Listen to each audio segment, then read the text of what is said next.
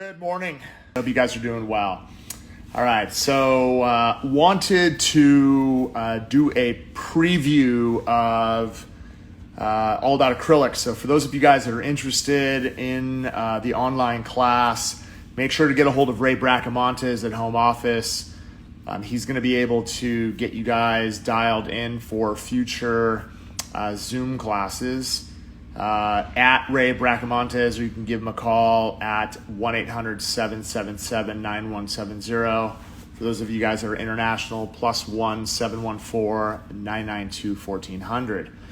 All right, so let's get right into it. I want to be able to show you guys how you're going to use Young Nails acrylic.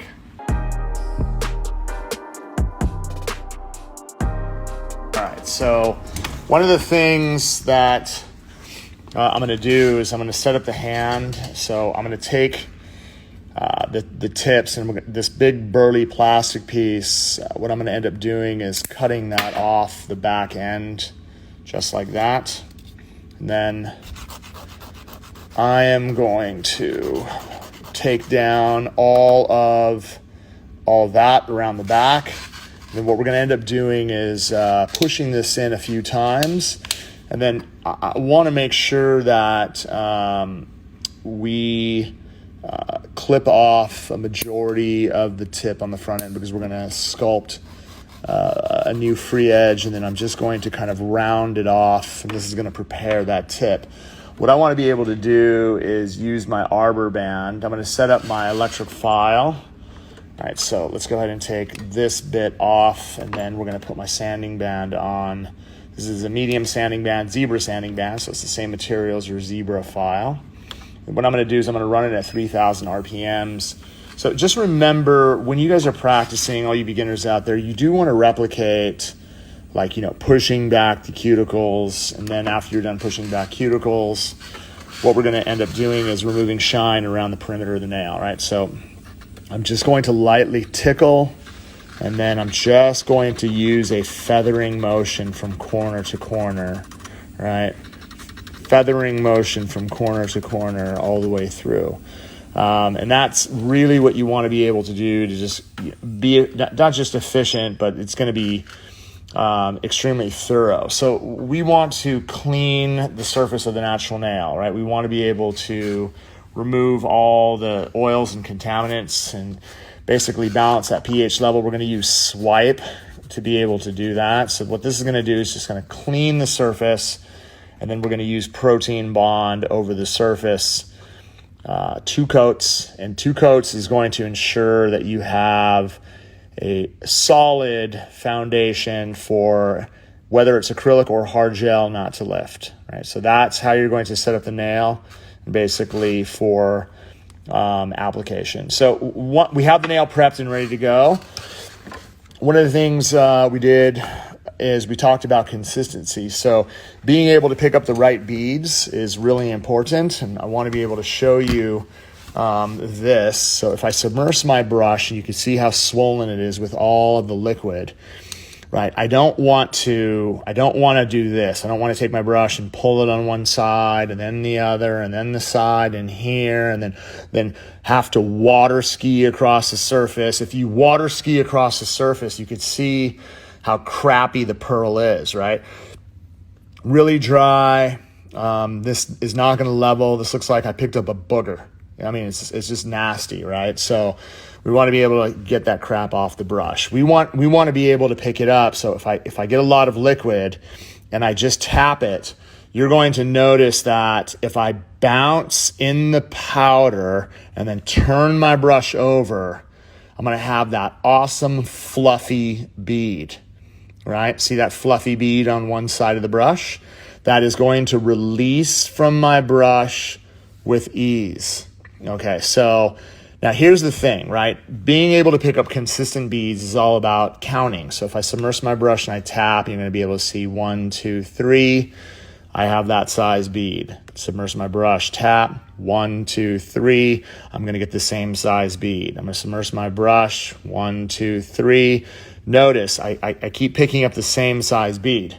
Nothing is going to change. If I need to go half the size, I'm going to pull out majority of the liquid and do the same thing. 1, 2, 3, and then you're going to see that I have something half the size, right? So it's all about how much liquid you have in your brush and how many times you bounce on the surface. Okay, so here's the thing. I've had a lot of questions about core and speed and what sets up faster, and I just want to share with you guys that the cover powders are closer to, they're slightly faster than core, but not much, right? So I'm going to show you guys a really awesome way how to control consistency, right? So a lot of you guys that are picking up beads well, so here's the problem, right, you're having. So you pick up your bead and you're like, oh man, Greg, I got a lot of liquid, and then I bounce, and I got it, and then as soon as I set it to the surface, oh my gosh, holy moly, dude, I can't control this. What's going on? It's out of control, right? And the reason why that's happening is because you're not giving it a chance to breathe. Give it a chance to breathe. So look at the difference, right? Like that's a disaster. And you can imagine if you're setting that kind of bead to a nail like this is what ends up happening, right? It's like, oh my gosh, and then the next thing you know, everything is running down into the cuticle areas, and then you have this total mess that you don't know how to clean up. So let me get this off my finger so that I don't have that stuck later. Let me keep my brush. This is a great way to keep your brush clean, just to make sure that I don't have anything that sticks. I'm just going to clean my finger off. Okay, so watch this. This is completely different. I'm going to use the same form, right? If I submerge my brush with a lot of liquid and I bounce, watch this. 1, 2, 3, 4, 5, and then I set it down. Oh my God, look at that. I have this awesome, you see I'm barely touching it. Everything is leveling really nice around the back end. This is controlled leveling right there. Okay, so for those of you guys that struggle, you're not giving it a chance to breathe. It needs oxygen. You're not going to do this. If you took your brush and you picked up the same size bead and you're like, well, you know what I'm just going to do is I'm just going to drain my brush, right? Okay, this, you're right, is not going to move. The problem with this is if you set this down, watch this. If I set this down right here, this is going to sit like clay. There's no way that back end is going to level perfect around the cuticle area. Right? That is a problem as well. Draining is great when you're building tips, not when you're actually working around the cuticle area. So the consistency that we want to be able, again, pick up our bead, right? Bounce, count, right? 1, 2, 3, 4, and then around 5, boom, I release. You still have a lot of really great self-leveling aspect where everything is running down towards here, but it's not, look at this, it's not running out of control. You see that every time I pick it up? Look at this. It just starts to slow roll. That's what we want. We want a slow roll. So you really could control a lot of nails based on that. Let me grab a form real fast. I thought I had one here. Let me grab that real fast.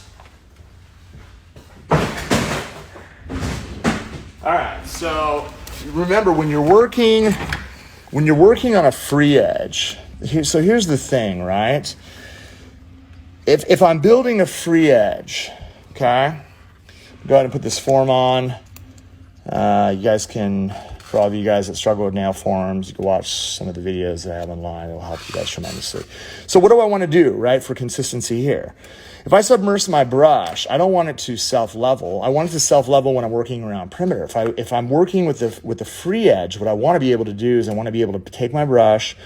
I want to be able to bounce. But look, do I think that's enough? Yeah, maybe that's enough for an active length nail, which is great. But since I drained my bead, Since I drained my bead, watch this. If I set this onto the form, that clay-like consistency is gonna work awesome when you're building a tip right at the free edge. So if I use the body of my brush and I walk it from the top of the bead, you see all that bulk right there? If I need to get it to the side, what I'm gonna do is I'm gonna walk it down even with the growth channel and then use the body of my brush from the top of the bead to tuck it right to the corner. That's going to get me nice and even from side to side. And then what I can do is from this point, if I decided that I want to be like, okay, I want to stretch it out, I could stretch it out, right? All we're doing is trying to build a nice platform for me to do my overlay. I stressed it yesterday. The overlay is one of the most important aspects to actually doing acrylic nails. Right, so for those of you guys that struggle and you're like, I'm only going to do tips, the only way to learn how to sculpt is you have to understand consistency and you have to understand how to be able to build this in the least amount of effort flush to the natural nail. Okay, now, that bead that we want, that self-levels, what I'm going to do, I'm going to set my dish back here so you can see how much liquid I have. I'm going to submerge my brush. I'm going to get it really, really wet. I'm going to bounce, bounce, bounce, bounce. I'm going to get myself a big burly pearl. 1, 2, 3, 4, 5. I release. Bam. I take the tip of my brush, immediately walk around the perimeter of the nail to get it nice and tight. Look at this. As it starts rolling down, hold the sides. What am I going to do? I'm going to brush from the corner in the front. Oh my gosh, I cannot believe it is shaping a beautiful upper arch for me. I don't have to do anything. That's what you want to achieve. Notice that I'm letting it breathe. I'm giving it an opportunity to set. Can you see from the back end how tight? From the sides how tight? From the sides how tight? I don't have to do jack. All I have to do is trust the run. I'm constantly pulling from the front end. Now, this area right here, for me, you can see from the side profile, right? You can see from the side profile, I'm building that upper arch. I need to fill in that front end. How am I going to do that? Well, when you are trying to fill space here, all I need to do is pick up a bead and then again, bounce, bounce, bounce. Now, if I decided that I wanted to take some excess off, I can because I'm applying it on top of acrylic. I'm going to set it on the free edge. I'm going to blend it back. I'm going to leave the excess there. I'm going to use the body of my brush and all I'm going to do is walk it into the area needed. And as you can see, I have sculpted something that is going to leave me with the least amount of filing. Dude, I don't care if you glue a tip or sculpt a tip. If you are using young nails and you want to perfect application, you have to know how to control the run. You have to know how to control the run. That is probably one of the most important things out there, okay? You have to remember that acrylic needs time to breathe. It only takes like 4 to 5 seconds, yo. It doesn't take a long time. If you're impatient, you pick up a lot of liquid and you set it down, it's like friggin' running all over the place. Dude, you're never gonna get it. Again, I don't care if you do tips, I don't care if you do sculptured nails, you have to know how to master the overlay. In order to master the overlay, you have to have that slow roll. That's gonna help you guys crush. Watch the video. If you guys have any questions, feel free to hit me up anytime. I appreciate you. And I'll see you soon. Love you much. Peace.